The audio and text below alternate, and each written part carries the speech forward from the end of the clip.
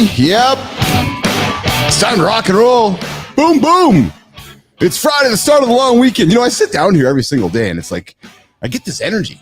It's like, oh, we're going to go live. I send a text to Jimmy. Like, all right, buddy, let's rock and roll. I sit down with my folks in the green room before the show starts. And it's, you know, Nation, if you make a podcast, we got a guest coming up on the show today, Antonique Vincent, who makes a podcast. If you do a podcast, there's this energy when you sit down in front of the microphone and you're like, oh, I just can't wait to start talking. Then, I'm telling you, Nation, you put this onto a live stream and the energy goes even higher. So don't be intimidated by the live stuff. Just get in front of the microphone and start talking. That is how we bring it here. We drop Monday to Friday, 8 o'clock Eastern time, the morning show, Mornings in the Lab, myself, Keith Bilous, C. Marty Fit, John Anderson. I'm just the conductor today with my fingers all over the air. It's funny, I'm feeling a little bit tired today, even though I don't think I'm tired, but maybe I'm feeling tired. We got John joining us in a moment, Marty joining us in a moment, Antonique Vincent. This is the only morning show, Nation. The only morning show, that one right there. The only morning show where we have a mission to help you guys, you girls, to get your ass out of bed in the morning. So if you're laying there, you got your phone in your hand, you're considering doing nothing right now, I'm going to encourage you to do something. And if you're a SMART goal person, you want to tune into today's show. Because if you have SMART goals, you're failing. SMART goals are nothing but failure goals. They're a path to 1980. They're a path to just not achieving success. So we're going to talk about flexible goals today and perhaps encourage you to rewire how you think around this idea of flexible goals. You know, moving levers up and down the path to create some flexibility in your life. So we are going to welcome in my friends. Yes, we are. We're going to welcome in Mr. John Anderson and Mr. C. Marty Fit into the lab. Good morning, gents. What's up? What is going down? It is a beautiful Friday morning. That's it. I feel like I was just talking to you guys. I think we might have just been talking a few moments ago. Yeah. Something like that. And of course, we always have the incomparable Enzo joining us from the future. What's up, Enzo? Nobody has anything to say.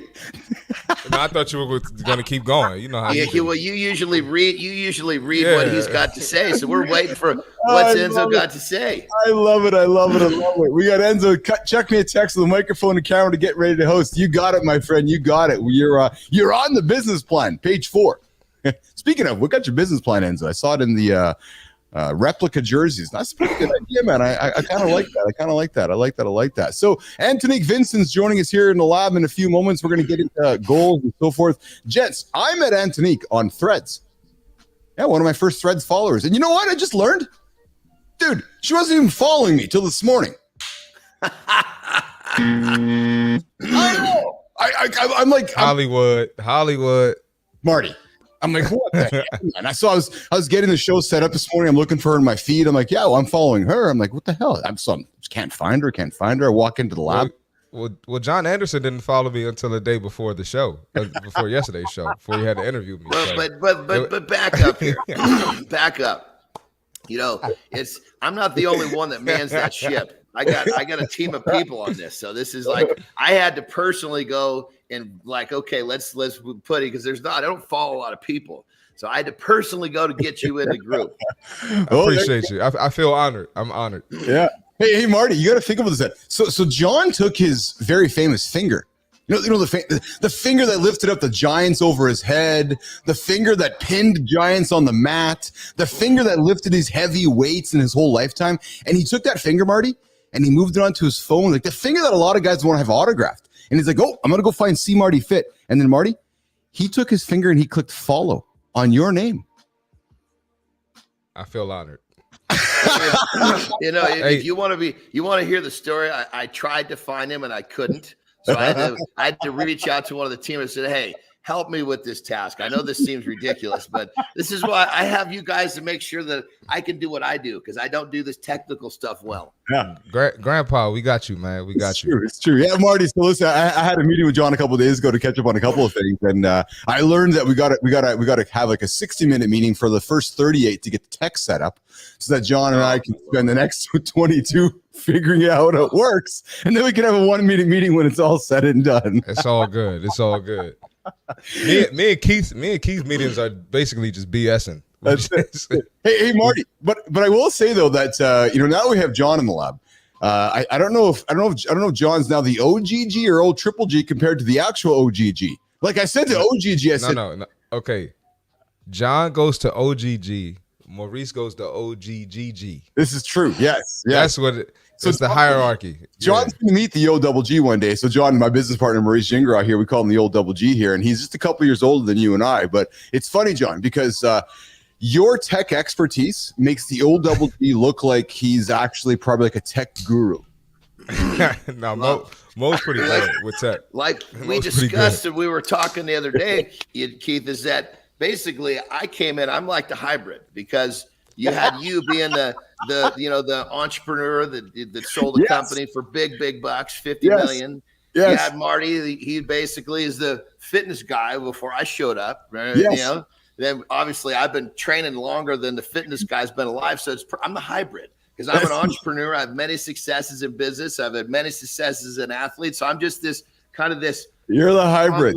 So John, he promoted OGG. He promoted Mo. And then he demoted me as the fitness guy because he got more knowledge than me. So you know, John, you're throwing us off, man. John, get out of here. Yeah. Hey, you know what's got to change the trajectory because changing trajectories and shaking stuff up is what gets us. It's like the turbocharger. Yeah, you can't leave things the same. You got to keep mixing it up. Oh, geez. Hey, Marty, I think I got knocked down too because, Johnny's done some business stuff before. He's done some athletic stuff before. So I'm like, well, damn. I'm like, I feel like I've been knocked down. Yeah, he knocked you down too. He knocked you down. He messed us up. But hold on. I've had some great business success. I've created a couple 7-figure companies, but I've never gone into what you're talking about, which is, you were halfway to 100 mil. Well, thank you. I appreciate that. Enzo coming in with, I have a lot to say, just too tired to type. It's okay, Enzo. John's doing all the talking for you, so we're okay with that this morning. So we got Sarvina joining us here as well. Good morning, Sarvina. Boom, boom. Yeah, there we go. It's okay, Enzo. It's okay. One day, John's going to take that famous finger, and he's going to say, all right, I got to go find this famous kid from the future in New Zealand, and I'm going to go and follow him. So when that happens, Enzo, you can come celebrate, and then we'll stop calling. Listen, I know Johnny loves being called the grandpa because he's a proud grandpa. I've gotten to know a little bit, and I know he loves being called that. And I know that if his daughters are listening right now, they're thinking, oh, my God, Dad wants us to have more kids. Oh, yeah, he does. I can promise you none of them are awake right now. I can guarantee that. I say that with all confidence. It's early out there, man. It's early. Oh yeah.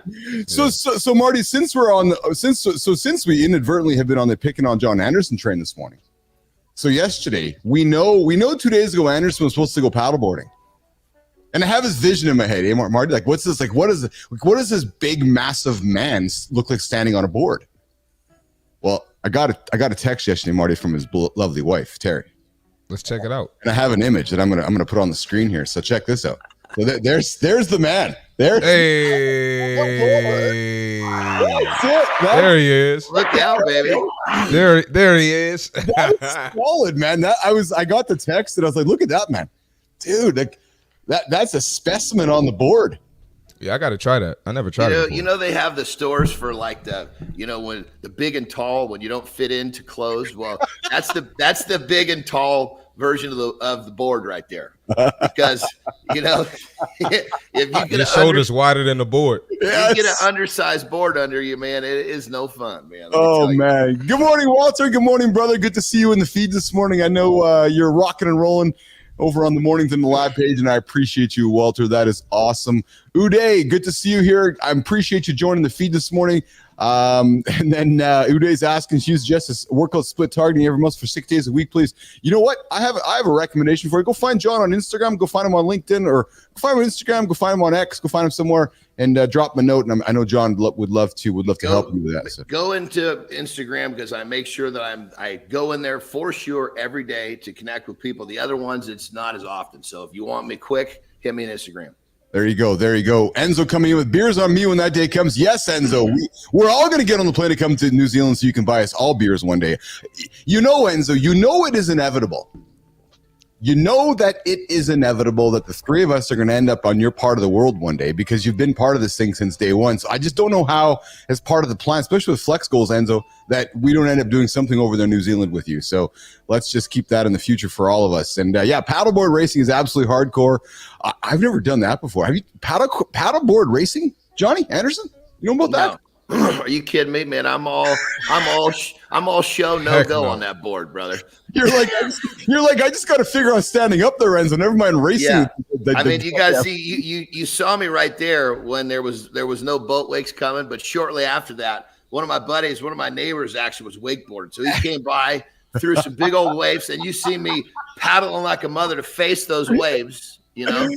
I made it, here's the thing. I made it all the way out around the island and back to my house. Now, granted, it's a small lake, so it's not like I'm going to Catalina Island off the it's not like I'm going off the West Coast. But what I'm getting at is that paddleboarding is a challenge, man, in terms of dealing with navigating waves and all. It's great balance. Marty, I paddleboarded once in San Diego, and Lauren and I joke because for I'm, as we know, I'm not the tallest man on the planet, but I'm also not maybe the smallest. Nope. Exactly. So they gave me a sheet of plywood for the paddleboard. It was like, all right, let's give the boy the biggest sheet of plywood that floats so we can stand on it.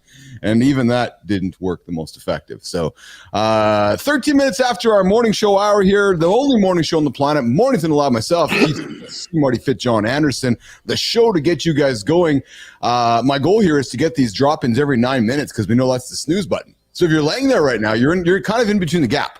If you had a 7 o'clock wake up and you're on your second snooze, you got 5 minutes till it goes off again. So if you're listening to us laying there, get going, man. Get your ass out of bed. You got a lift in front of you. Go for a walk, John.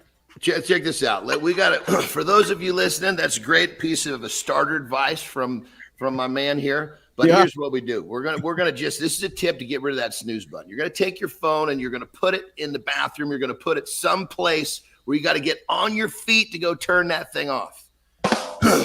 You heard the man. Then you can listen to us when you're walking out to make your coffee or what. But listen, the snooze thing is just, we got to erase that from society. That's it. Some people will sleep right through that because they just don't want to get up. I've seen a bigger alarm, man. It's funny. So I love Lauren. I love her to pieces, Marty. But it's funny, man. She's a beast with the snooze alarm.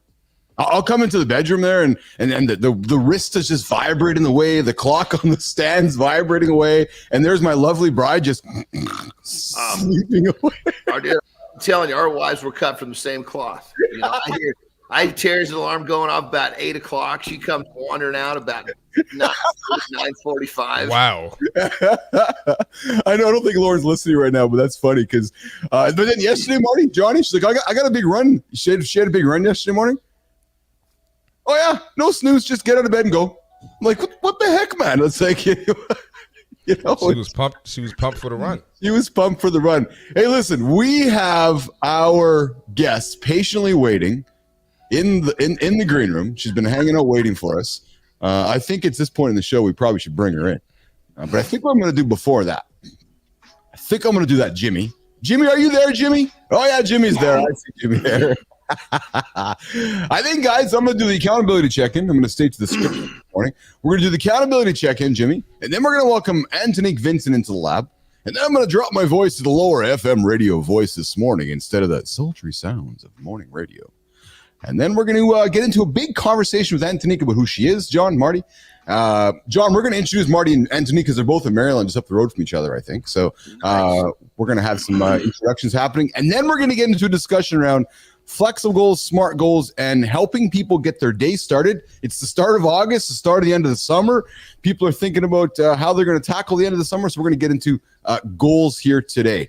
But before we do that, guys, John, Marty, I am going to... There we go.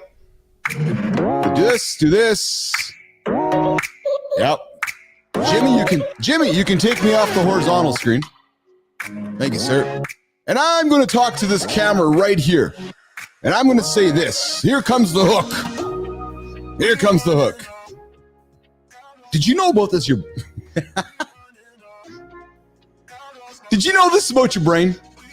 Did you know this about your brain? It's got a battery life, just like your phone. And if you understand how it works, the old brain, the old noggin, as my old hockey coach used to say, the old kidney between the two ears, if you do understand how it works, you can be absolutely more productive. Every decision you make, nation, it drains you just a little bit. That's why pre-decisions matter more than ever. And if you recall our friend John Anderson, he's like, no, make the decision the night before. Because if you make the decision in the morning, you're probably going to be tired and you're not going to make the most effective decision. So think about this. Here's the science behind how we think. Decision fatigue. Too many decisions. You're thinking all the time. Do you have a daily uniform you put on? The same t-shirt, the same jeans, the same jacket? That's an option. Plan your non-negotiables the day before. Because that cognitive load, too many options make you uncertain. You ever sit down in front of Netflix going, what am I going to watch right now? Yeah, that's cognitive overload. But if you decide the day before, we're going to sit down tomorrow and watch this, when you sit down and do it, you're ready to go. Imagine sitting down the night before, having your clothes laid out, having your protein powder, your creatine ready to go. You're like, all right, when I get up tomorrow, I got a backlift. When I get up tomorrow, I got to run. There's no decisions to make. Maybe you had a crappy sleep. You wake up in the morning like, oh, I'm tired. No. If you've made the decision the night before, you're more than likely to follow through on the decision the day of. So put that routine, that willpower aside, because that willpower, it can run out too. So save it for the gym. And resist those bad snacks like this peanut butter cup on my desk and just keep looking forward. So my suggestion, nation, is this. Try some pre-decisions. Think about what you're going to do the night before. It might be the answer to the productivity you desire. That's our accountability check-in today. We drop it every single day around this time, unless we're talking too much. Marty, John. Yes, sir. And our new friend in the lab, Antonique Vincent, who's joining us here this morning. And I'm going to bring the old applause. There we go. Thank you. What's up? What's up? Good morning, Antonique. How are you? I'm good. How y'all doing? Awesome. How are you doing? Good. Welcome to the lab. Welcome to the lab. Welcome to the lab. Your first time here, but you told me in the pre-room, you're like, yeah, it's kind of got like the morning drive vibe to the show. Yeah. So, first of all, wait a second. Let's backtrack it. So, slight shade was thrown because I woke up this morning and just followed y'all. I have a busy life, like so many people. So, and I think that as I'm getting older, I have like a little bit of an adult ADHD. So, So why should you be different? but no, but so here in the DC area, we used to have, I mean, we still kind of have it, but we used to have a lot of like the morning drive, morning shows, and they don't have the same zest that they used to have in the 90s. So I really like that the way that y'all do this, it's giving me, it's nostalgic and it's giving all the vibes, and I'm here for it. Awesome. I like that. She sounds just like you, Keith, when you talk about it. That's exactly the same thing you say. It's true. It's true. Well, so Antonique, I don't think Antonique's as ancient as myself or O-double-G here as O-triple-G is. So, but I love that she's leaning into the nostalgia of this, because I know that when I talked to her in the green room there a little bit, or actually, Antonique, when I texted you on Threads, you know, before you were following me, you said to me, OMG, the production. And I was like, yeah, we're trying to put on something fun here in the morning. So I'm appreciative that you recognize that what we're trying to do here. And before we get into it, I'm just curious about your opinion. Antonique, you said that there's morning shows over in the Maryland area there. Are they just duds these days or what? What's changed for you, do you think? Or are we just old now? I think part of it, so I'm not afraid to say that I just turned 35. Okay. And I'm still fine. But I think that what it is that a lot of people have lost the true art of being on the radio. It's not fully the same. So I listen to now a lot of the OGs. So here in DC, we have like Frank Ski in the afternoon. Donnie Simpson just retired. Like we used to Joe in the morning on Hot 97. 99. I don't even think that they're on the radio. But to me, I guess it's just a little kiddish. And again, that's showing my age too. Yes. So y'all not talking about real things and having fun with it at the same time. Everybody's kind of a little sensitive. Because like remember back on the radio, like in the morning time, they would just some wild stuff. You're driving and you're like, whoa, like, where's that? The culture is too sensitive. Well, that's the ambition, right? I know when Anderson heard the show, he's like, yeah, I like the vibe you guys are creating here. I kind of feel a little bit of Stern happening here. And that's what I grew up with, Stern, Letterman, like all the old school late night stuff too, right? So a little bit of Jon Stewart political kind of crap, but not. Yes. I'll just throw it out there. I wonder if we've just become so woke as a society where we can't have morning shows like we grew up with, because just too many people are scared of what somebody's going to say. Now, I'm not suggesting we're here to ruffle feathers, but we're here to have some fun. And and I've said this before, and I know John and Marty agree that if you don't like what we're saying, let's turn a channel. Exactly. It costs nothing. No. Unfollow. Yeah, exactly. So, gents, let's put Antonique on the stage. I'm going to introduce her to you guys because I want. So Antonique Vincent's a fitness pro with a twist. She got over a decade in the fitness industry. She's seen it all. Big gyms, corporate wellness programs. But dudes, she's lost over 80 pounds naturally herself. Good for you. Great job. Dude, that's like a human. You've lost like a human. 80 pounds from your big. You lost an 80 pounds. We got to hear that story. She's a body inclusivity advocate. Antonique is passionate about showing that health comes in all shapes and sizes. She believes that you can enjoy life's treats and still be healthy. She's a workshop master. She's known for workshops, Johnny, like breaking up without burnout. And Marty, finding the magic in your insecurities. She redefines wellness with practical, inclusive approaches. She's really? Antonique, you're a corporate wellness consultant? Okay, next point. She's a personal trainer. No, I'm kidding. She's a corporate wellness consultant. She crafts wellness programs for businesses, offering everything from group classes to wellness events. She's a personal training coach. And she's, most importantly, John and Marty, she's a wellness enthusiast. And anybody that can make the commitment to a goal of losing almost 100 pounds, that is a wellness enthusiast to me. Antonique Vincent, congratulations on your journey in life, and I want to welcome you back up onto the stage here and welcome you to the show. Gents, how about that intro for Antonique? Johnny, Marty. I'll tell you, that's quite a list of accomplishments and what you're doing. My hat's off to you. Anybody that can take and show how you did it and, help the world understand that it can be done in a way that is flexible, as I believe we're going to be talking about, is pretty cool. Very, very, very, very, very much so. Very much so. Did I miss anything on the intro there, Antonique? I'm trying to figure out where you got the intro from because I didn't send that little deck over. So that was a great introduction. And it's always good to kind of hear those things about yourself because I don't run down like all of the things that I've accomplished and all the things that I do enough. So to hear some of those things, it's like, oh, I did do that. Oh, I do that. So that was really awesome. Great introduction. Awesome. You're getting some congrats from our other co-hosts from New Zealand, the future. We got Enzo joining us here as well. Enzo's always offering commentary from the future, and I always like to throw this out here. It's the running joke here, Antonique. But if you ever need advice from the future, you just reach over to Enzo because he'll tell you what's going on. Good morning, Sarvina. I don't know if I called you or not, but good morning, my girl. Good to see you in the show here this morning. And of course, in the vertical stream here, we have Mad Curtin asking the topic today. Mad Curtin, we're talking goals. We're talking this whole idea of putting SMART goals aside. SMART goals were born before John Anderson. They're born with the factory. We're here to talk flexible goals here today. Talk flexible goals coming up in a few moments. And just eat 3 times a day. No, I think we'll eat 6 to 7 times a day. So that's our plan. Marty, what was your thoughts on Antonique's introduction? And have you guys crossed paths, Marty, in Maryland? I know Maryland's a small little place. There's just a couple roads. So you guys cross paths?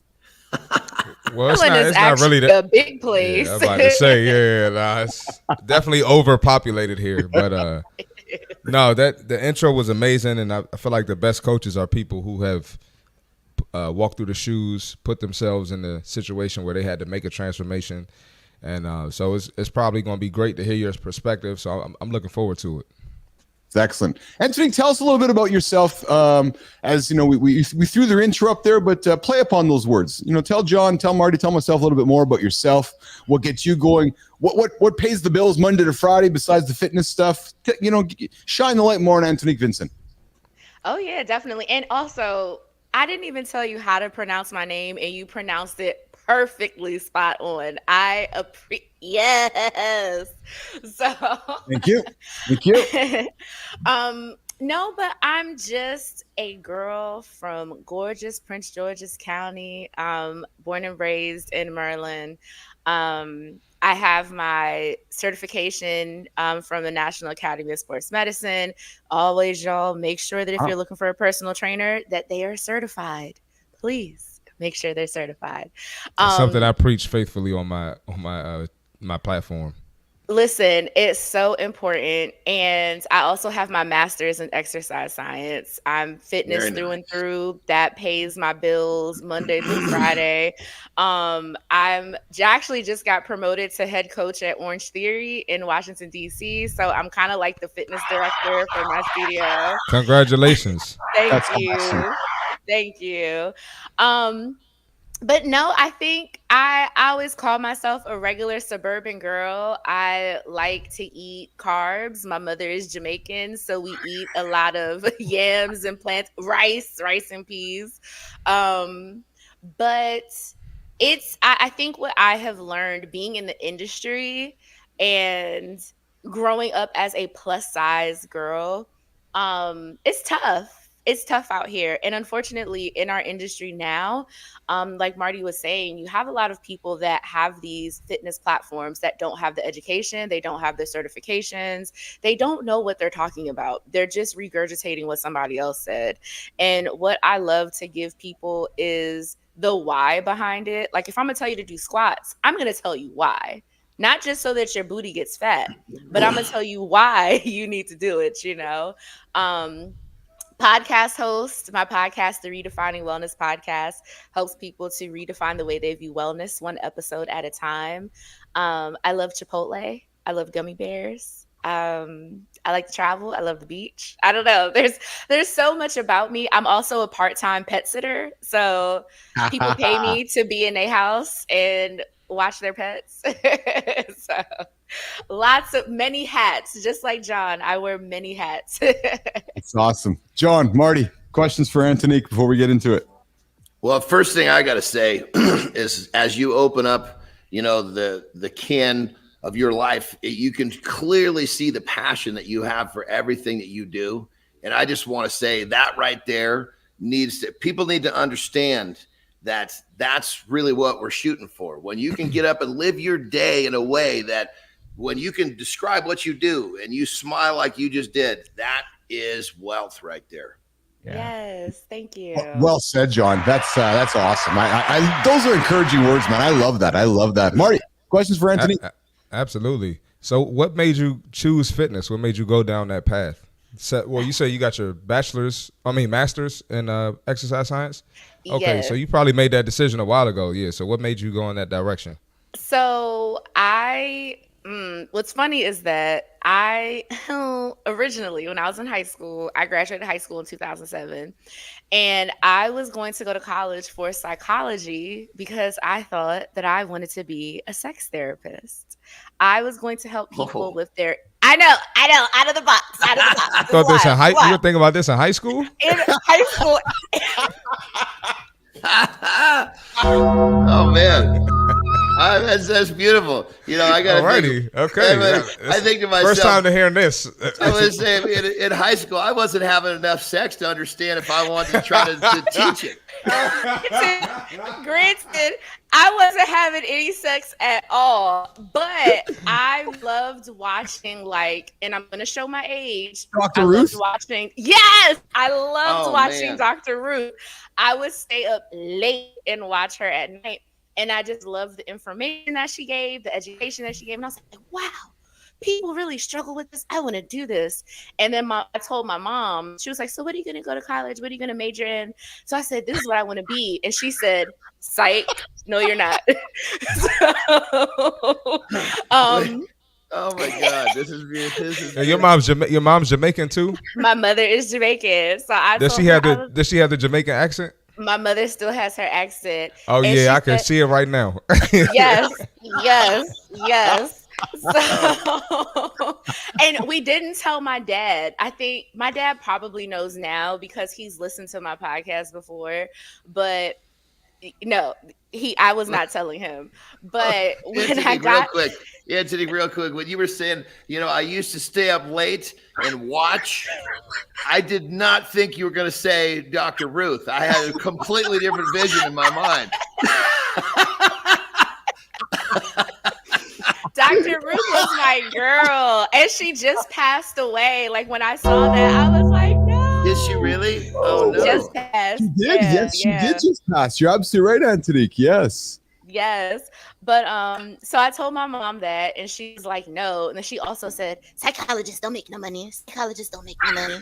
So I was like, all right, okay, we'll figure something else out. So, but I did think about going into physical therapy, but then I found out that to go to physical therapy school, you have to take gross anatomy. And I was like, I'm not touching a cadaver, so I guess I'm not doing that. And so, but the college that I chose, they had exercise science. And when I learned a little bit more about what you can do with that degree, one of them being stage 3 and stage 4 cardiac rehab, and I did my internship in that as well, I really fell in love with the connection that I made with people, especially helping them get back to who they were before they had their stroke and they had their heart attack, and getting to know their story, their whys, and helping them to be better. So I kind of just ran with it after that. That's exceptional. It's exceptional. We're joining here this morning at 33 minutes after the hour. We're talking with Antonique Vincent, the presumed sex therapist as a teenager who has now become a fitness coach. We're just looking for sound bites here in the lab. So Marty and John, we have not had a guest like this dropping these bombs for first thing in this morning. I would love to have seen your mom's expression when you said to her that, I'm thinking about becoming a sex therapist. Like her facial expression must have been just one for the ages, Antonique. So it's funny. So me and my mom, we are twins. We are copy paste twins. My dad and my brother, copy paste twins. So I remember when I told her, she just said, "Cha," and kind of turned to the side. So when most Jamaican people, when they suck their teeth, it's not always a good thing. So yeah. It's too funny. We got a mom joining us this morning, and I'm Marty John, who's one of our regulars as well. Good morning, everyone. Happy to see you all again on the podcast. Come on. Listen, dude, I got to correct your brother. This is not a podcast. No, we don't. Podcasts are made for people that want to inform and bore. Sorry for Antonique. No, we do show. We entertain and inform. So if you want to go put a podcast on that's recorded and boring and old and dated, go put the podcast on. But edit it. And edit it, exactly. You want to come to the live shows. That's what we're doing here. So I'm kidding with you, brother, but I want to hug you all with Keith, Marty, and Sir John. And I know I love John that Anam's giving you the tags, Sir John, and all the things that we bring up here in the lab for you here. It's awesome. And you are coming to us thousands of miles away. I know you are, and I appreciate seeing you in my LinkedIn feed, and I appreciate seeing you here every morning as well. Good morning, Bill. Bill's also joining us from somewhere on the planet. And of course, we have I see that to Enzo. Thanks for the I see that I'm a little bit cropped up there. I will get that fixed up here in just a second. But gents, I thought that we would keep our conversation going. I found something that I thought I'd throw into the table before we get into the topic of our goals here. I found something. Especially, John, this is great, man. This is going to be great for you and I to talk about with our friends here. I didn't realize that Antonique was only 35, but I found something this morning, Johnny. So this is going to be for the OGG and the O Triple G here to throw back to our young friends. John Anderson, 15 life skills people under the age of 38 never learned. And you're gonna list these bad boys off. Oh yeah, I got a few ones, man. I got a few for us to think about. Yeah. So Johnny, did you know that Antonique and Marty have never learned how to navigate a map? Psych, I have. Yeah.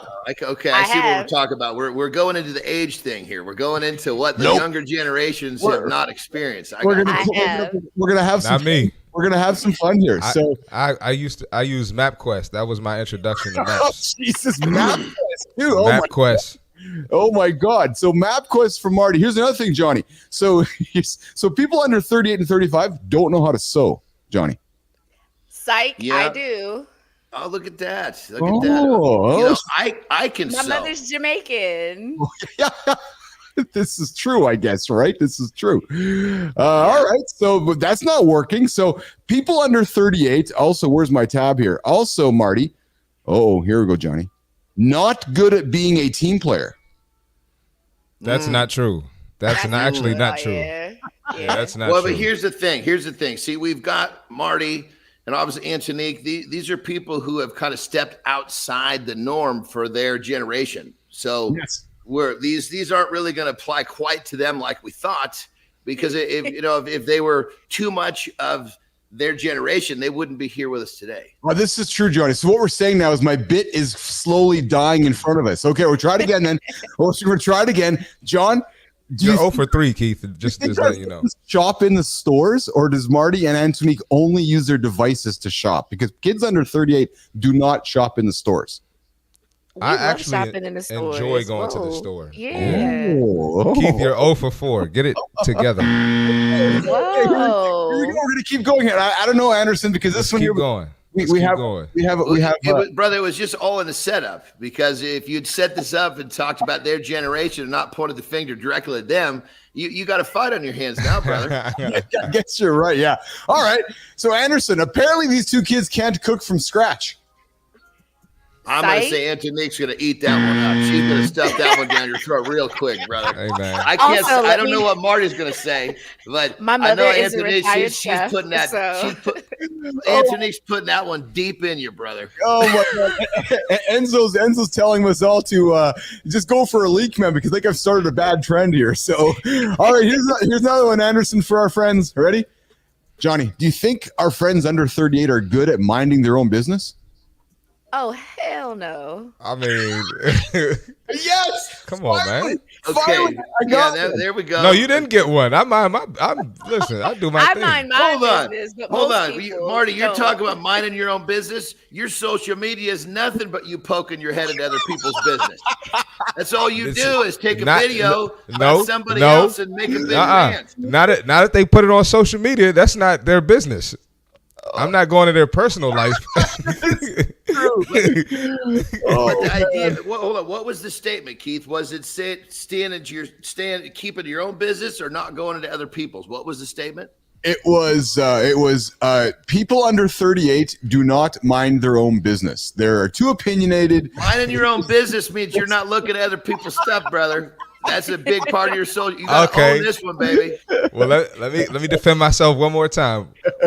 People send me most of that stuff. First of all, but they send it to me. You can choose to look at it or not.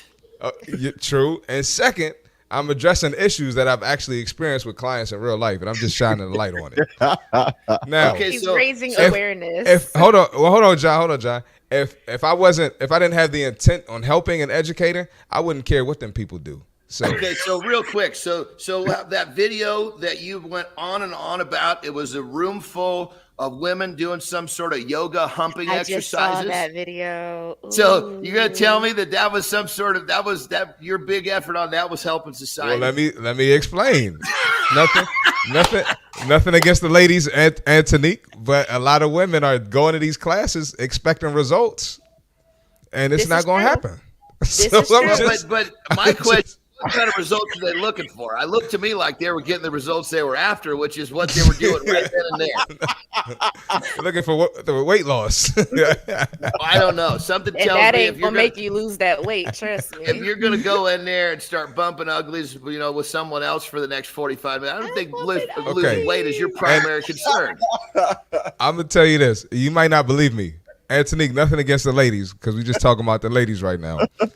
I've had women come up to me saying that I'll be like, did you work out this weekend? They'll say, yeah, I worked out. I had sex this weekend, or they went to a sex class.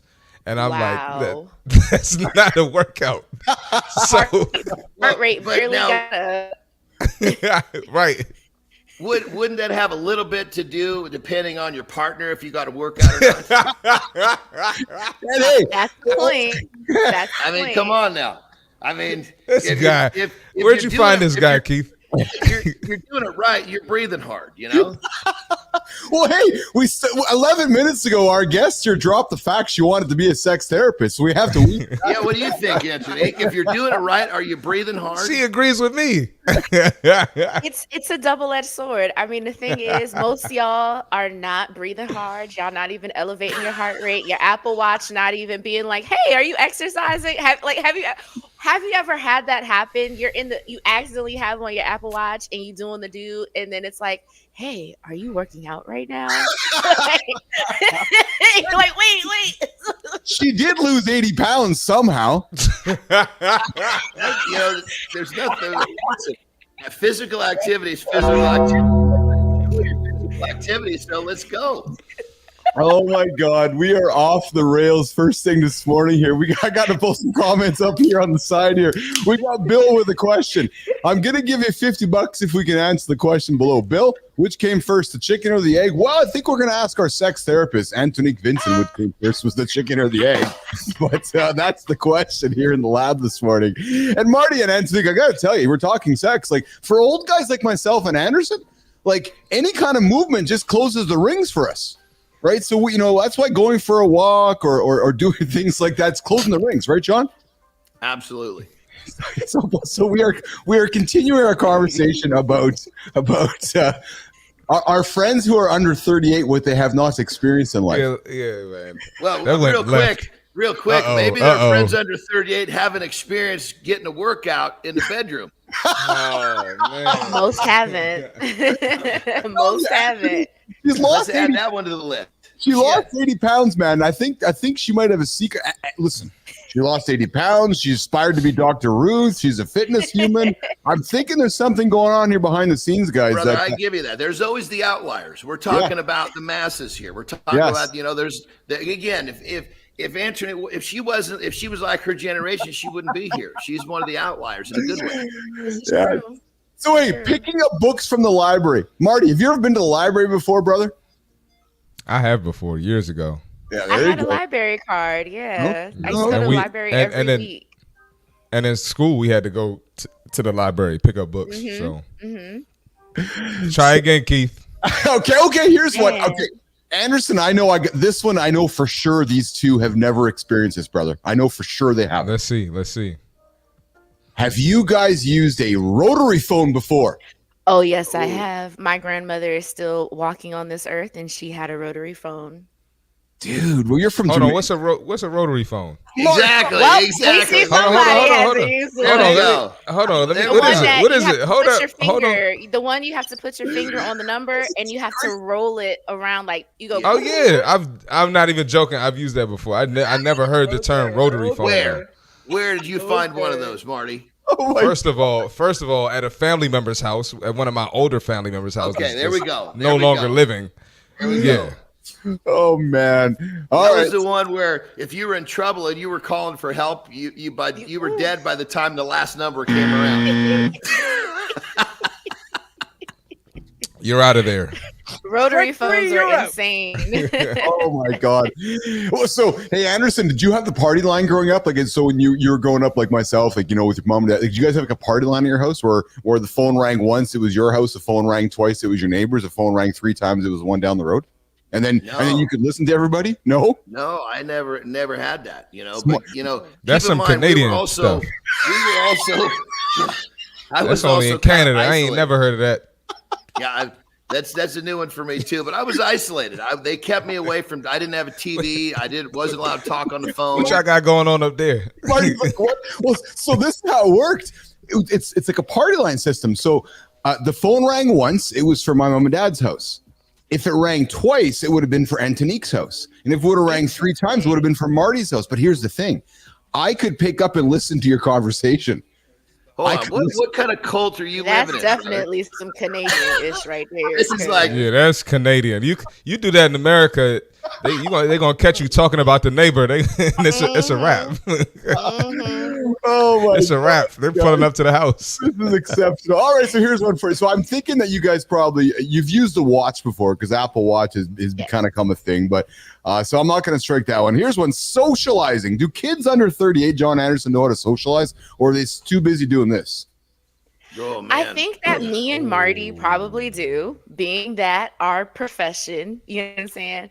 But a Yes. lot of people I've noticed, and I was talking to a girlfriend about this last night, a lot of people do not know how to have a conversation. And it is Yes. frustrating as Ooh. hell. Yeah. Expand on that, Antonique. Expand on that. It's like, so if you're talking to someone, like, there's no eye contact, there's no, like, no one knows how to go a little bit deeper. So, like, for example, I take the metro into work every day. So Yeah. I might ask somebody, because then everybody got their daggone headphones in their head. So, like, a lady had on sneakers and I wanted to ask her about them. So I'm like waving her down like I work in the airport. And I'm asking her about the shoes, and she looked so uncomfortable. Not uncomfortable, but like awkward. And I'm like, dog, I'm just asking you where you got your shoes from. I did not ask you who you was sleeping with last night. I asked you how much your paycheck was.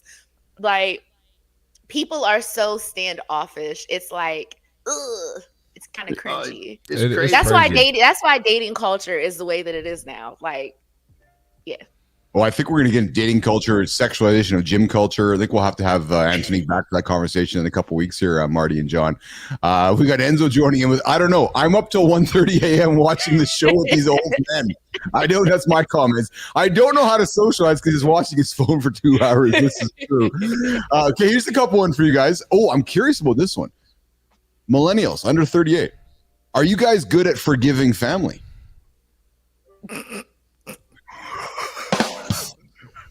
First of all, I forgive too much. I do as well. And then it gets to a certain point where I kind of just cut you off because yeah. But we're also in this culture where they're like, no new friends, and oh, they're jealous of you, and oh, blah, blah, blah. Relax. It's not that deep. But I think because we're in this very like me society, no one knows how to just say, it's cool. Like, I can forgive. I probably won't forget, but let me just, you know what I'm saying? Like, I feel like nobody knows that saying, forgive and maybe forget. I don't know. But Johnny? It's like the way I look at it is this, if I'm going to make a mistake, I can't judge you for the mistakes I'm making. And that is missed what I believe. We all make mistakes. Yes. And the judgment that's thrown around in today's world is it's crazy, and it's just getting worse with the lack of communication person to person. It's like, it's so easy to make an insult to someone when you have zero connection to them. Right. It's the lack of compassion and empathy that I think we're experiencing today. I think so as well, frankly. I think, well, you know what? We like to have fun on this show. I will just say this. Your statement, Antonique, relates to what's just happened in the last 4 days in the political landscape in the United States, with one of our candidates getting on stage and questioning what people's race and skin color and all that is, and just that lack of empathy in that question itself. So we're here to have fun and not making a judgment. But those comments like that make you go, huh? What did you just say? Did you just actually say that? Okay. Anyways, we're talking 15 life skills for people under the age of 30 and never learned. And Johnny, here's a couple. I know that our younger friends are suck at this. There you go. I'll say it. Suck at this. Repairing used items. Marty, have you repaired anything used, or you go get the new one? I like to repair stuff. Yeah, I like tasks. I like doing stuff. Yeah. That's All right. Putting family first. That's one. And then here's two that I want to kind of really lean into. Are humans under 38 good, John Anderson, at picking themselves up by the bootstraps? Oh, not as much anymore. Yeah, I totally agree with Antonique. the general, the mass population. You heard my story yesterday. Yes. The outliers are like these two are going to do it. And that's what, that's the thing with their generation. It's so easy to separate themselves because nobody's got the nuts to keep getting up after they fall down. Nobody has nuts. That's crazy. But I think it also is too that for a lot of people that are millennials and younger, you don't have that example of somebody picking themselves up by the bootstraps also, or their families don't further reinforce that having self-accountability. So like my mother's an immigrant. So she had to pick herself up by the bootstraps. And then my dad, he also he had to do it himself, coming from his background. So my parents were very big on instilling, like, you gotta get it how you live. You know what I mean? We're not gonna coddle you the entire way through it, and I think that is what one of the big problems is, that a lot of our generations and younger are coddled so much, to the point, like, it's stop coddling, stop coddling. It's the helicopter parent that won't let the kid. Like I told my girls, I said, look, I'm going to let you fall. I'm going to let you make your mistakes. The only time I'm going to break your fall is if you're going down so hard, it's going to change the trajectory of your life that we've been working so hard to get going in the right direction. Other than that, you're going to take your lumps. That's how you learn. Yeah. Right. Or even one of the things. Oh, go ahead, Marty. My bad. Marty. You good? I was going to say, we talk about it on the show about the participation awards. It's like you complain that you're not winning. You complain that you're getting your butt kicked. Now everybody gets a gold medal. And then I don't know if you're familiar with Dana White, owner of UFC. He said this is the easiest generation to get successful in, because everyone's soft. Yes. Everyone's going to quit. Everyone's going to complain about it. So And you're going to say something? I just think that, one of the things that John was saying about the way that you raised your girls is kind of similar to like how my dad raised me and my brother.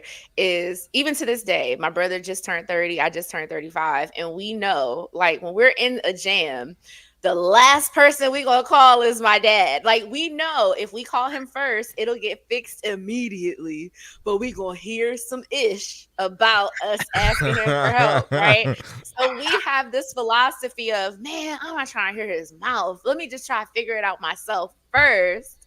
And then if I have no other way out, like, damn. That is perfect. That's perfect. That's perfect. I wonder if something's changing in society, because I hear you two folks talking about that things are too soft, Antonique and Marty, and you hear John and I agreeing with you, and there's a generational gap here.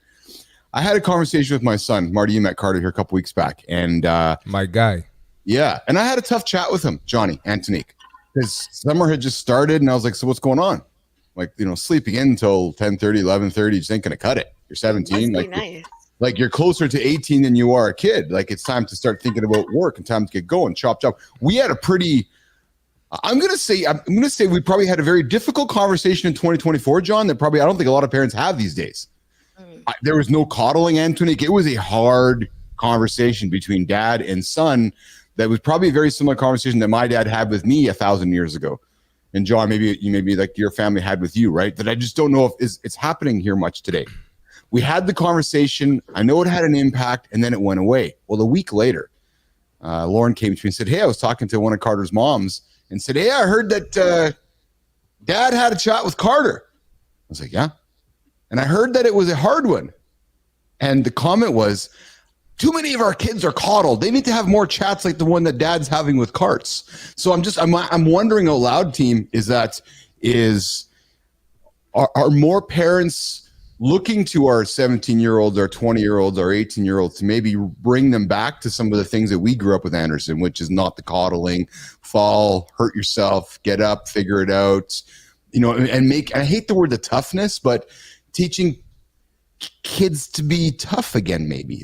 I'm trying to choose they got to learn how to work for it. I mean, when I was 17 and I had summer vacation, I started working in the summertime when I was going into my junior year of high school, because I didn't feel like sitting in the house with my parents all day. I was like, this is dead. And then too, my dad is very like, when I was coming up, especially for girls, it's like, I want these certain kind of clothes or whatever. My dad was like, I'm not paying $55 for a pair of jeans. He says, you better figure out how you getting it. So I got a job. I was Similar like, okay, you're not going to buy it for Yes. me. I'm going to get a job and get it myself. My parents didn't get me my first cell phone. I walked around the house like this, begging them for a phone for a year. And then when I got my little job, I got myself a phone. And then they saw that I worked so hard to get a phone. They got me a phone on their phone line. You know what I'm saying? So like, I think that unfortunately our generation, because we're very big on oh, I don't want my kids to feel like how I felt. I want them to have all of the things that I didn't have. So I'm just going to give it to them without all of the blah, blah, blah, blah, blah. No. That's why, no shade, they 18, 19, 20, and they sit in the house sleeping until 11 o'clock. I didn't sleep till 11 o'clock. I woke up and I heard Anita Baker on a Saturday. Guess what we was doing? Cleaning, taking out the trash. You better not be asleep till 8:30. My mom would just walk in the room and just be like, when I was still in that bed. Dang, it's Saturday. Gents, But who is that? Is this scary Antonique here? Because I think she's just maybe reset Marty, Bilous, and John down a notch. Because I don't think I'm scared of scary Antonique. No, I'm not scared. I love it. And I want to bring up another issue too. Well, let me sneak it real quick, Marty. We got to remember she's talking about getting up early, getting it let's remember she was also up late watching Dr. Ruth. She was burning the candle on both sides. She was. Marty, what were you going to say? I was going to say we got to stop acting like the 18 to 22 or 23-year-olds are kids as well. Yeah. People will be like, they're kids. It's like, no, if they commit a crime, they're going to big girl jail. And it's like they have a degree. They have a driver's license, so they're on the roads making instant decisions. Yeah. So these are adults. We got to stop coddling. So I agree with you, Antonique. Well, one thing too that I think that's happening here that we haven't really addressed is these kids are acting a certain way, largely because their parents are doing something pretty damn similar. The accountability from our parenting is not there. Kids don't give a damn what you say. They care what you do. Yeah. So when you got a parent telling your kid, oh, you got to do this, you got to do this, and that parent's sitting on his fat ass doing nothing, what do you think that kid's going to do? Do the same thing. Exactly. I love it. Nation, you are tuning in to Top of the Hour. Keith, C. Marty Fit, John Anderson, and our brand new guest this morning, the hard ass herself, Antonique Vincent. She's here crushing stones, putting value and putting truth on the table here this morning. Mean stoned? No, this isn't Scientology. This is Lifeology with Keith, Marty, John, and Antonique. If you're under 38, this is an uncomfortable conversation for you this morning because we're calling you out. We're telling you that you guys, because here's the last one before we wrap it up. We're going to have to get into our conversation around goals here in just a moment, guys. So, Jimmy, here's how we're going to set it up. We're going to wrap up the segment. John's going to go for a pee. Marty's going to do his fitness segment, and then we're going to get into our last chat. We're going to close up the show around goals, smart goals, flexible goals, and so forth. But the last one, guys, it kind of segues back to picking themselves by the bootstraps. Under 38, not good at toughing it out. I think we all. I can agree with that. Yeah. I can agree with that. Yeah. There we go. I deal with so much of that with clients. It's very sad, just no type of mental toughness, Yeah. Yeah, it's interesting because I love being a soft life girly, you know what I'm saying? But I'm sure y'all have had, I don't know if y'all have had that soft life conversation yet, but I just see. Okay. Marty, you probably hear soft life a lot because that's a trend in oh God.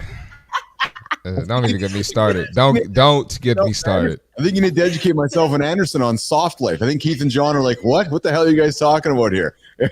I know John's That's probably intrigued. a millennial thing. I'm listening, man. I'm listening. If I'm quiet, because I'm listening. So I'll give my take, and I would love for Marty to give his take. But basically, soft life, especially for women, it's more so like living.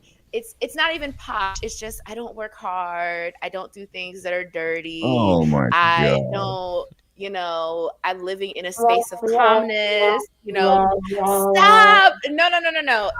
The way that social media portrays it, though, and the way that some people have ran with it is very ick. It's very like, that's not what soft life is. But because so many people are running in this, everything has to be handed to me. Everything has to be given to me. Why am I not receiving? Why isn't it happening for me? You ain't go outside to make it happen.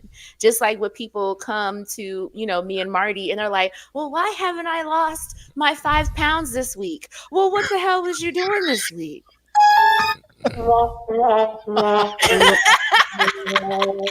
Then they get to stuttering and lying and right. The mental toughness, like people, I think so. I think the era of social media kind of has made that mental toughness go away. Well, you know what's interesting is that we live in a world of niches now, and as John and Keith are listening to you guys speak, John, like she's actually talking about a niche now of society, which is the soft life. Because if you could find 10,000 other, just pick a random number, John, if you can find 10,000 other people that subscribe to your soft life analogy, well, there's your niche community of soft lifeness. And then it just perpetuates itself, Marty. Like, it's just actually quite ridiculous when you think about it, right? Well, it sounds like there's different layers of this whole concept, meaning that the people that digest it properly, then the people that digest it in a way where they just don't have to do shit in their life. Yes, that part. Yes.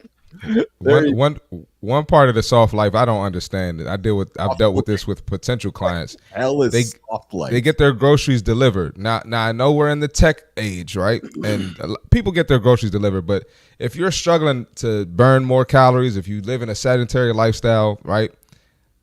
Why would you not go and walk around the grocery store? Like, that's the last thing you need is to move around less. So the soft life stuff is getting crazy. I need to talk about this on my podcast. Soft life posts coming on social media soon. What the hell is soft life? This whole term, like Anderson and Bilous here, who grew up like back in the 1700s, are like soft life, soft life. Like, what? That's actually a term, Anderson, that you and I are being taught right now about soft life, Johnny. Yeah, just the term soft. I right know. There. When I think of the term soft, there's not a lot of avenues it goes that I want to follow. One day y'all need to do a topic to kind of dig deeper into what is a soft life. What, you know what I'm saying? Because some people got it twisted. Well, I can tell you that we're going to have another conversation. You're going to come back for it. It's going to be, the first hour is going to be sex life with Antonique. Second life is going to be soft life with Antonique. Well, here we can know one thing for sure: the people that are subscribing to the soft life are not getting their exercise in their sexual activity. Oh no, they are having sex in the soft life. Yeah, that's part of the issue. And you know what? I just want to call this out because Lauren's saying what I'm thinking. She knows me well. I'll listen to you all day, Antonique. And you know what, Antonique? You are quickly rising on the ranks here of Marty. She's quickly rising to this. Yes, I can give her the GOAT. That means you're at GOAT status for the guest on the show. You are. Everybody doesn't get GOAT status, even though Keith tries to hand out the GOAT to anybody. Yeah, we had to kind of swat his hand a little bit when he was reaching for that button. We're like, he's just giving everybody the GOAT button. If you give that out all the time. It's like a participation trophy. You can't do that to guests. That's it. Okay, so the host has to get it back into control here. Here's what's going to happen. My bad. Here's what's going to happen here. Johnny's got to go to the bathroom because I know him well. Yes, I do.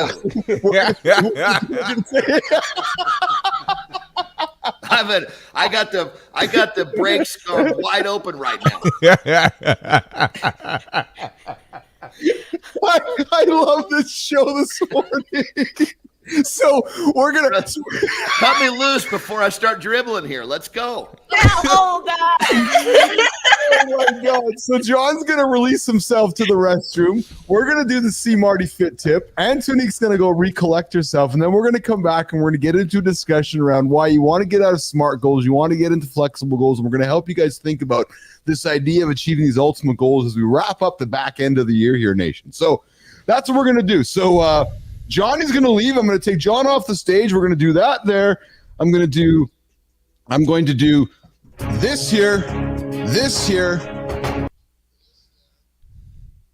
Let's get it. We got the fitness tip for today. Let's get into it. The difference between hitting your fitness goals and feeling stuck. It's keeping track of your progress. Here's why it matters. Accountability.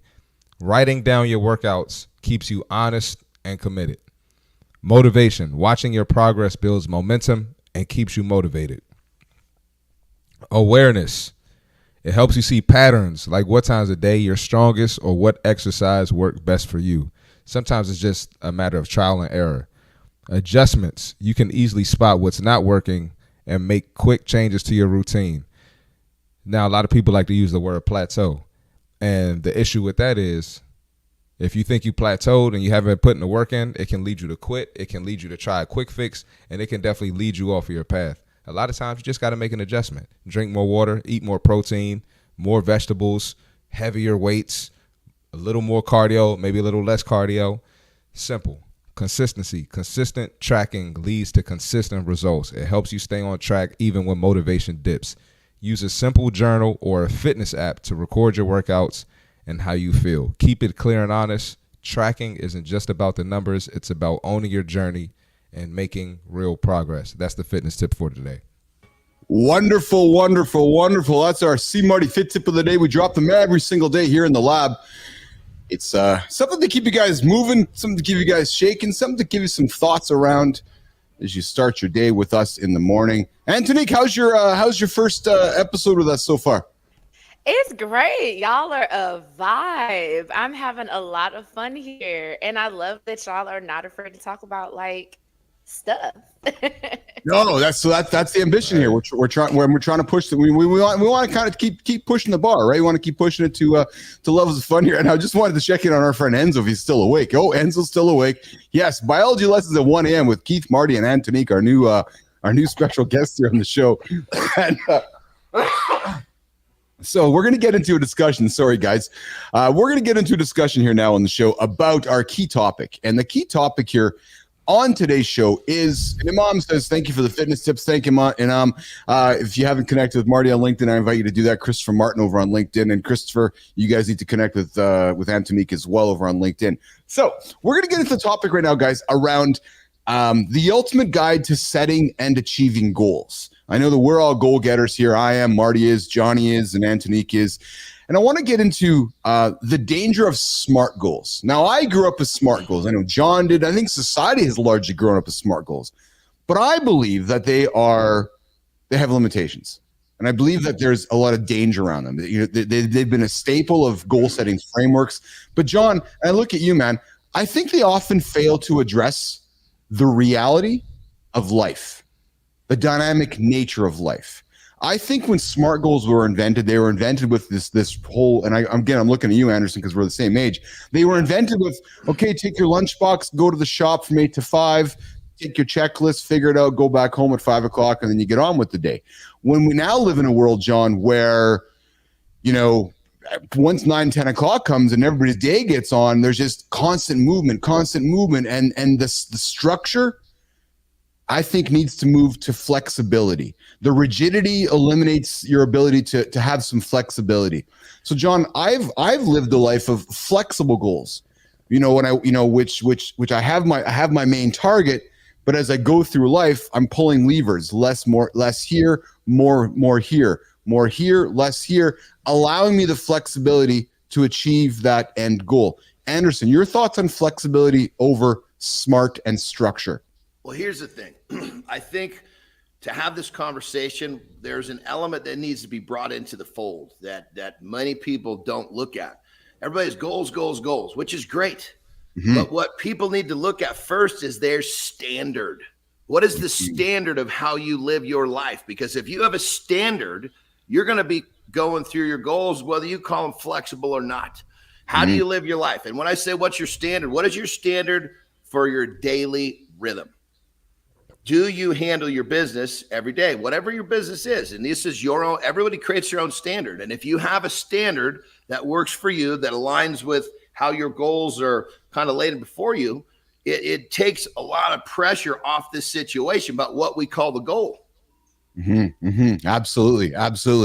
Antonique, I saw you nodding your head as we were talking about flexible goals and structure and so forth. And I saw you even nodding when John was talking about it. Talk about, before I throw to you, Marty, talk about this idea of flexibility over rigidity, Antonique. I think it gives more room for growth. You know, when we keep ourselves in a box, where else can you go with it? You know what I'm saying? But also it kind of reduces that anxiety that comes with, oh my gosh, my goals look specifically like this and I have to hit it this way. And no matter what's going on, it has to be like this. But again, we have to let life do what life is going to do. Life is going to life regardless of our goals. So we have to know, how do I make my goals fit within life versus making life within my goals? Absolutely. With Shake and Enya, thanks for joining us here this morning on the show. And a hello, Project Sun. I see you here as well. And anybody tuning in the comments, I'm going to keep doing my best to call you out. I know it feels awesome when the host calls you out on a live show. I know I enjoyed as well. And I see a lot of you in the feeds here, and I appreciate all of your commentary, including you, Enzo. We're going to keep doing the best we can to weave you into the show. Marty, when you're talking to your clients and they're sitting down, they come to you with a goal. They're like, Marty, I got a goal, as Antonique said, right? And in their head, they think it's got to be this structure. But Marty, talk about teaching your clients about finding joy in the process of achieving the goal. Talk to me about how you talk to your clients about the psychological benefits of focusing on the journey rather than just the end. And you and John talk enough with your clients about don't focus on the end, don't focus on the end, don't focus in, focus on the daily habits, or as John says, habit stacking. Marty, talk about finding joy in the process of working towards goals. Yeah, absolutely. I'm big on accepting the fact that you're gonna make mistakes. You're gonna mess up. You're gonna miss a meal. You know, you might have a cheat meal. You might have one too many drinks. You might miss a workout. You might oversleep. You press snooze and accidentally. It's part of the process.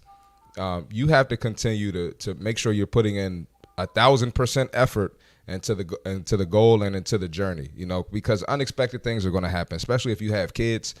Kids might get in trouble at school, might have an accident, kid got in a fight. I've seen everything. So it's okay to mess up, but you got to be able to get back on track. You can't let that momentum from the mess up and end up turning into falling off completely, right? You know, I had one client, I don't think I brought this example up, but she had a great first 3 months of the year, and then she decided to go on 3 trips back weekends, all in I think it was like New Orleans, which, you know, you go to New Orleans, you're eating, right? You are eating, baby. You're eating.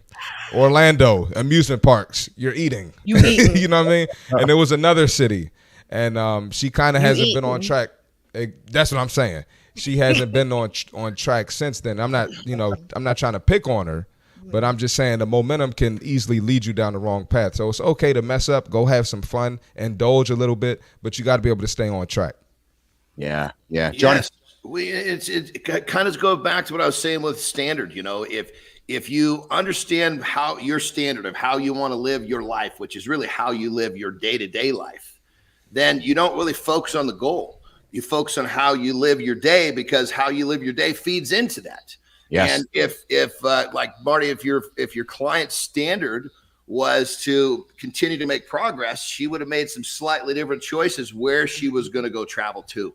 And so if you look at your standard, when you focus on the path to get to the goal, that's what takes the pressure off the goal. Yes. That's really well said, Johnny. And go ahead, Marty. I was just going to say, and focusing on winning one day at a time instead of where am I going to be in 30 days, or where am I going to be in 60 days? Just win today. Win today, then it's going to be easier to win tomorrow, and that's how you build that streak. My bad, Keith. That's good. That's great.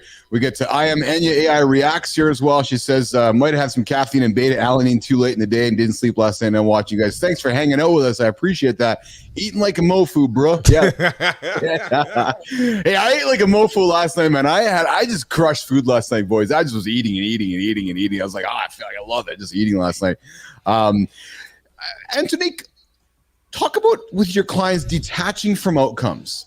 This idea of detaching from a specific outcome to reduce the stress and anxiety during the journey. So I definitely agree with what Marty said about taking it day by day. You know, I try to get my clients to focus on what were the successes of the day? What was the feeling, you know what I'm saying, that you experienced in your wellness journey for the day? Because like what some people will do is like we're all saying, you'll be like, oh, I want to lose 10 pounds in 30 days. So all you focus on is day 30. That's all you're thinking about. And you kind of go into this space of just like you just get so fixated of what you're going to look like, what you're going to feel like at that day 30. What do you feel like? What you feel like right now?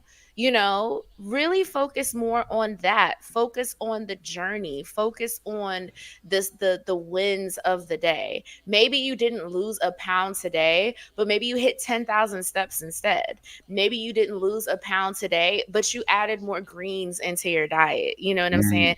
Even looking at, like, I love New Orleans. Oh my gosh, New Orleans is the best city ever. But it's hella food there. So whenever I go on vacation, I do take a moment to assess, all right, I know I'm going to be eating. So what am I going to do? You know, I don't want to say to combat the eating, but how can I focus on my wellness in other areas? You know, am I going to walk a little bit more? Am I maybe going to get in a group fitness class? Do I have that type of access? The day to day is so much better than that big, like, in 30 days, I'm going to do this. And then you have no plan in between. And it, you know, comes down to just focusing on the wins, not the losses. Yes. That day. And I love you said that feeling, because I'm a feeling chaser. I teach people to be a feeling chaser. That thing that made you feel good, let's do it again. That thing that made you feel like crap, let's create a solution so we don't do that again. Exactly. Chasing a feeling, man. I love that. That's shit that gives me goose pimples just saying that. Certainly one thing I've learned from you, Anderson, is that idea about chasing a feeling, right? Because that feeling, because when you create a feeling, it creates an emotional effect, and then you want to chase it again, right? Right. So, you know, one thing that I've learned to use in my language, not only with myself but also in speaking to others, and you've dropped the word a couple times here, Antonique, which is two words that start with an M: maybe or might. When you ask somebody or suggest somebody maybe or might, man, those are powerful words. Like, maybe, Antonique, you could go for a walk today for 30 minutes. I wonder what it'd look like if you went for a walk up the mountain today and got it done in a half an hour. Like, John, I just wonder what it would look like if you touched your toes today for 4 seconds every time you drop the pen. Like, and I love using language like that with people because it makes them think, right? And it allows them to arrive at the own answer themselves. Because when I say to Anderson, hey, Anderson, I wonder what it would look like if you dropped your pen 4 times today and hung out there for 2 minutes. Because he taught me earlier this week saying, Keith, if you dropped your pen and you picked it up, you know, 3 times throughout the day and hung out for 30 seconds, well, you've now been touching your toes for a minute and a half, and you didn't even think about it. So this idea of using maybe in your language with somebody is a powerful way to communicate, isn't it, Antonique? Oh, yes. And it's a great way to also give them other options and other opportunities to think, like you said, think in a different direction. Because sometimes, especially in fitness, everyone thinks very one directional. I just have to go this way. But no, there's other ways that you can go as well. So like, I'm a traveling girly also. I'm going to Chicago in September. And I've already told my girlfriends, I will be going to Orange Theory while I'm there. You are more than welcome to come. If not, that's not stopping my stilo. But you think perfect. You have to plan, and you have to plan for the things that you don't think are going to happen. You know what I mean? And I think that we get so stuck in, that's not going to happen. That's not going to happen. I'm not going to think negatively. That's not vibes, blah, blah, blah. No, when you're trying to achieve a goal, you have to think of, what are all of the obstacles that can come, and how can I move within the obstacles versus going out of my way to push them out? So maybe to do this instead, maybe I can, you know what I mean? Like there's so many other opportunities. And I think we as humans tend to limit ourselves when it comes to the different directions that we can go into. Yes. Marty, talk about intrinsic versus extrinsic motivation. You know, obviously, we know people tuning into our show, the only morning show on the planet that helps you get your day started, 8 o'clock Eastern time. Myself, C. Marty Fit, John Anderson, and today, Antonique Vincent. But Marty, there's people that are like, I wish I was more motivated, or I can find some extrinsic motivation or intrinsic motivation. Somebody who's listening right now, Marty, that just doesn't know how to get there, what kind of advice would you offer that person? We kind of talked about this all week, me, you, and John, just having that why. When you're doing things for a why, like if you're struggling on a fitness journey and you have kids, right? You want to, your why could easily be, hey, I want to be there for my kids. I want to be there to see my grandkids, and I want to be active and run around with my grandkids. That's a great why. So when you struggle to get up in the morning, or you're struggling to get the meal prep, right? Think about that why. You're more likely to do it when you don't feel like it, or when you're not motivated to do it. I don't even believe in motivation. I agree. I believe in discipline because discipline, you're just going to get it done, Yes. And I love sports. I really respect high-level athletes because of the work they put in. They're doing 2, 3, 4 workouts a day. They're doing yoga. They're getting stretch appointments. They're eating a certain way, hiring a chef, dumping money, investing in their bodies. I look at that, and I know they don't feel like doing it all the time. I know they would love to take the summer off and chill. And they're filthy rich. They could go spend the summer on an island. They can afford to do that. But no, we gotta get to work. So the why is huge. John, I got a question for you. This is coming to you, pal. So I know you're a master of discipline. I know you teach, you talk discipline, you talk habit stacking nonstop. Mm-hmm. But I'm also going to suspect there are times in your life, and maybe I'm wrong, maybe I'm not, I don't know. But there are times in your life where the ugly P word gets in front of you. Procrastination. Oh yeah. Oh yeah. No. So talk about procrastination, Anderson, and how we overcome it. How you, successful athlete, how you overcome procrastination, how you battle that demon. And then Antonique, I'm going to ask you the same question. How do you battle the P word, procrastination, Johnny? Well, I mean, it all comes down to, I like to simplify things, as we know. Yes. And, we all have procrastination living inside of us. Yes. And so my method to deal with it, and what I teach, is when you create habits. Obviously, we're talking positive habits. And when you stack them together, these become subconscious behavior patterns that start to have your brain doesn't really think about doing a habit. Your body just does it. Mm-hmm. Your body doesn't have procrastination. Your brain does.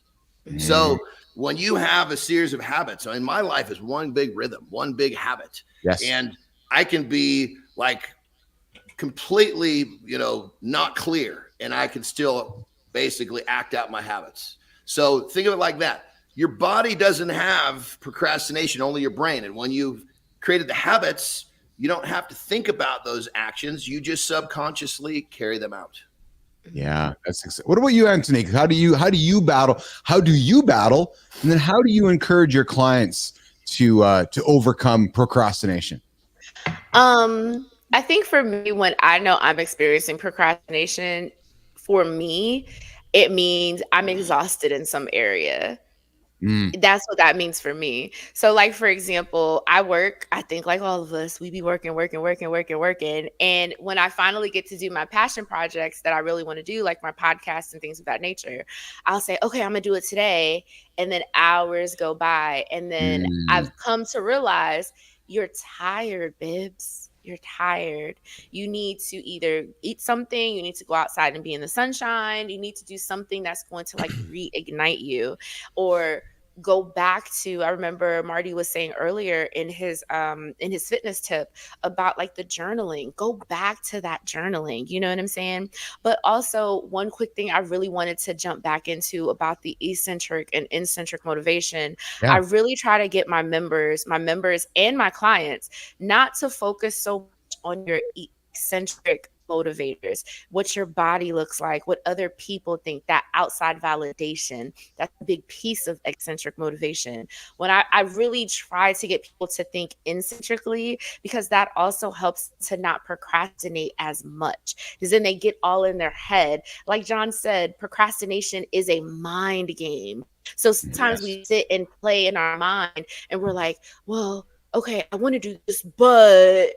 And then you go through all of the buts, and that negates what you were trying to do anyway, So being more firm about that intrinsic motivation, your inner why, that really keeps you from that procrastination. You have to constantly remind yourself, Why do I love this thing? Why do I love waking up early in the morning? Why do I love meal prepping? Why do I love that? More so for me versus how everybody will see me.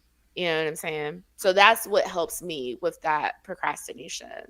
I like that. Very, very, very well said here. We're coming to the bottom of the hour here, wrapping up the show here pretty soon here, Nation, with myself, Steve Marty Fit, John Anderson, Mornings in the Lab, and our guest, Antonique Vincent. We're talking goal setting, talking flexible goals, smart goals. And here's the question for my team. Is goal setting overrated, John Anderson? Some would say, nah, I don't want the structure. I want to have an alternative approach to life fulfillment. I would rather focus on my values and principles and the concept of micro ambitions, and that's good enough for me. What's your answer to that, human, Johnny? I think that goals are a very, very important part of the equation. I think that they've been malaligned on the totem pole, meaning that they're a part of the totem pole, but they're not the primary focus. The primary focus is how you live your life, which then gets you to the goal. You check that box. Your brain will literally give you dopamine saying, do that again, go get another one. Yes. But don't focus on the goal. That's where people get all screwed up because they suffer by comparison. They're not looking at the things that they got to do to get to the goal, and that's what holds them back. So I think goals are extremely important. They just need to be understood where they file into the totem pole of importance to be the most effective. Yeah, Antonique, I see you nodding away there. I was gonna say, like, no matter what your goal is, like so I'm back in the dating spaces. And one thing a lot of people don't like asking is, so what are your goals? And people give these really stupid answers. Oh, I don't have any goals. Where the hell are you going if you don't have a goal? Where are you going? What are you doing? It's like getting into a car and you're like, so where are you going? I don't know. I'm just driving. Like, what sense does that make? You know what I mean? So I tell folks, and I tell myself this too, have the goal. Just like John said, have the goal. That's like here's the line where the goal is. How am I going to get to that goal? How do I want my life to look so that I can achieve this thing? Whether your goal is losing weight or it's getting married or it's having children, what are you doing to get there? That's the most important part. Not just I want this and then that's it. I've seen people do that. And I know Marty has seen that. John's seen that. Keith, you've seen that too. I want to lose weight. And then there's silence. It's like, what the, so yeah. There's a lot of I want to. There's a lot of I want to. Yeah. Marty, as we wrap up our conversation on goal setting here, Nation, talking flex goals, smart goals, motivation, intrinsic motivation, extrinsic motivation. Marty, how would you wrap this up with somebody saying, you know what, I really will have some big goals. I know what my why is. Marty, how do I get started? Just take a step, go get the membership, take the flight, just buy the flight, I should say, actually, take the first step. Because too often, go ahead. No, go ahead. Somewhere I had a pause there. Go ahead. Keep going. Yeah, I think we were saying the same thing. Too often people just don't even go in that direction. I can't tell you how many times people, oh yeah, I'm gonna get in the gym with you. I'm okay. Well, here's the payment, sir. Here's the payment link. Make the payment when you're ready, sir. And it's, people just talk about it. And you just got to take that first step. And it's sad, a lot of people they're scared, they're nervous, and they just only think about the negatives, but they don't think about the positives. So what will happen if I take this first step? Will I end up liking the gym? Will I fall in love with the process? Will I look better in these clothes? So and on that, to further that, totally agree, Marty. And it goes, we've been talking about something that's literally almost a precursor to what you just said, which is people need to get comfortable with the idea of stepping into an uncomfortable space. That first step is not comfortable. Just realize that's going to be uncomfortable.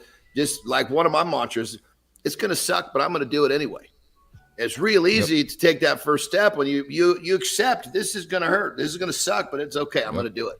So when people get a little bit better at being uncomfortable, stepping into the unknown, stepping into being uncomfortable, then it's going to play into what you're saying, and people have much better success with taking that first step. And I think absolutely. people as well need to be honest about their fears of success. Some people are afraid of, if we're looking at it from the fitness aspect, they want to lose the weight. They want to have a particular lifestyle, but they're afraid of what everything else around them is going to look like once they achieve that goal. And that's something very real that a lot of people aren't honest with themselves about. Like, I know we've all met the person that says, I want to be a millionaire, I want to have this, and they're not stepping into it because they're actually afraid of the work it takes to get to that space, or what that outcome looks like of really being a millionaire. You know, Biggie told us, more money, more problems. You know what I mean? Like, shit, less weight, more problems too. You know what I'm saying? Like, you can lose the weight, all them problems are still going to be there. You might even have more problems. You might have more things that you have to deal with. But a lot of folks are afraid of actually achieving their goals because life around them is going to be different, and they don't want to experience that. Dude, Afraid of that change. They're afraid of that change. Yes. That's big. That's big time. Exceptionally well said. Gentlemen, we had a conversation recently with somebody about this. Was it Robert Hunt, or this fear of or was it John St. Pierre, one of our entrepreneur business guys, who said, hey, you know, when you achieve success, life's going to change. And sometimes we have a hard time accepting that, right? And I think it's a great way to wrap up today's conversation with around goal setting, smart goals, flexible goals, you know. And this is what we talk about here on this morning show, guys. Is giving you things to think about as you get yourself moving, as you get your day going. And we were talking here goals with myself, Antonique Vincent, John Anderson, and C. Marty Fit. We've explored various approaches to goal setting, from traditional methods to flexible values. The key, though, is aligning those actions with personal values and being adaptable. And most important, I think Marty said it best, guys. You need to know your why. Without your why, nothing matters. Anything John says, anything Antonique says, anything I say, or Marty, nothing matters. So if you have your why, you're off at the races, and it's not going to be easy. So what a great conversation, guys. Wrapping it up on goals here today. We're up the bottom of the hour. We're going to wrap the show up. Antonique, how was your first visit into the lab here this morning? It's been a great time. Y'all are a great man. I've been on other podcasts and other shows before, and it's not as lively. It's not as conversation continuously flowing. So I really love that. I'm a conversation girl. I love to bring energy, and I appreciate that y'all are accepting my energy up in here.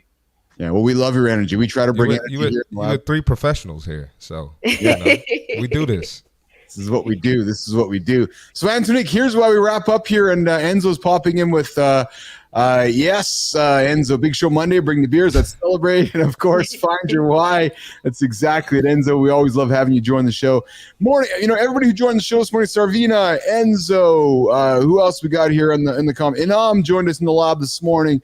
We had Project Sun, Enya AI Reacts, we had Bill, we had Uday, Mad Curtin. We had a whole bunch of people joining the show. So Walter joining the show this morning. You know how we do this, guys. We go around the table to wrap it up and get into the weekend here. So I'll start with you, Antonique. What you got going on today? What do you got going on for the long weekend? And as we head into next week, what's going on today, Antonique, and the weekend? Ooh, what is going on with me? I'm off Orange Theory today, but I'm going in to take a class because we have like a month-long challenge going on. So I'm challenging myself to get 26.2 miles this month on the tread. The big one is 31.1. I said, play with somebody else. I won't be doing that. But it's hot. It's hot down here. I'm going to probably hang out with my cousins tomorrow. And I'm coaching class tomorrow, 8:45, 10 o'clock, 11:15. Nice. And then I'm off on Sunday. Nice. That's awesome. Good for you. Yeah. Johnny, what do you got going on today, pal? What do you got for a lift today, bud? I am going to do chest, which I'm quite excited about, you know, nice. and I've actually had a little too much coffee, so I'm ready to rock. Let's get it. Let's go. Yeah. What do you got up to, Marty? I got legs. Nice. Very nice. I got legs, and this may be the last time you see me in this setup. Oh, yes. I'm gonna do some work at my place. I got some packages delivered. So nice. Good times. Yeah, Good working. times. That's awesome. That's awesome. That's awesome. I'm going to go for my Friday run, which I absolutely hate. So we know how much I hate that, but that's why I do it, because I hate it, and that's what makes us stronger. So, Nation, you know what we do here on the show. If you hate something, go and do it. Yep. If you are listening to us right now and you're thinking, what am I going to do today? Go do something you hate. Trust me. Trust me. Trust Anderson. Trust Vincent. Trust Marty. You're going to love yourself when it's done. And John talks about feeling. You are going to feel exceptional when you complete something you hate. Trust me. Just trust me. It actually works. And guys, I didn't know this, but gentlemen, on Monday, we might have to have a special show because it's the future's birthday on Monday. So Enzo, we might have to package up a little birthday show for the boy here. What do you? I think Enzo's turning 18 or 19 or Marty. So, you know, we have the next generation of listeners tuning in for the future, and that's awesome. So, guys, great show. I thoroughly had a lot of fun today. Antonique, I love the energy you brought to the show today. Thank you. Yes. I had a lot of fun too. I love the energy. You are welcome back anytime. You might find me knocking on your door often and say, hey, we need some of that Maryland energy coming in here to bring It's it a up. Maryland thing, man. I'm trying to tell I'm you, here Keith. for it. It's a Also, Maryland thing. Keith, let me just tell you, don't say Maryland. No, it's Merlin. You got to say it like you from here, Merlin. That's that Canadian accent. Look, now, when you pronounce it like that, now it sounds like there is just a couple of roads.